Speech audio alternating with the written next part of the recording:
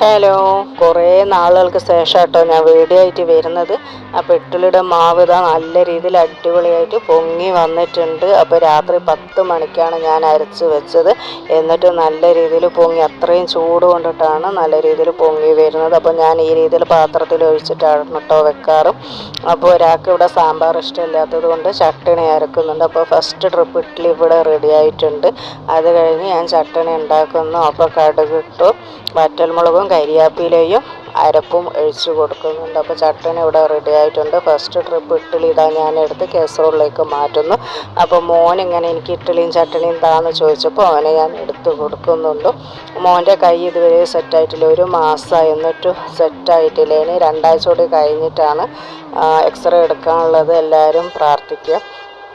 അപ്പോൾ ഒരാൾക്ക് ചെറുപയറും തേങ്ങയും പഞ്ചസാരയും മതി എന്ന് പറഞ്ഞതുകൊണ്ട് അതും കൂടി ചെയ്യുന്നുണ്ട്. എനിക്കാണ് കേട്ടോ സാമ്പാറും ചട്ടണിയും കൂടി രണ്ടും കൂടി മിക്സായിട്ട് ഒഴിച്ചത്. എനിക്ക് അങ്ങനെ കഴിക്കാനാണ് കേട്ടോ ഇഷ്ടം.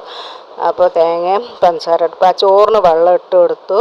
അപ്പോൾ അരി ഇട്ട് ചോറ് അവിടെ വാർത്ത്, ഉപ്പേരിക്കായിട്ട് പയറായിരുന്നു, പയറും ഉപ്പേരിയും വെച്ച് കറിയായിട്ട് ഇളവൻ. ഇപ്പോൾ സാമ്പാറും ഉണ്ട്, അപ്പോൾ ഇളവൻ തൈര് ഒഴിച്ച് വെക്കുന്നുണ്ട്. അപ്പോൾ വൈകുന്നേരത്തേക്കുള്ള പൂളയും കൂടി മുറിച്ച് വറവിടുന്നുണ്ട്.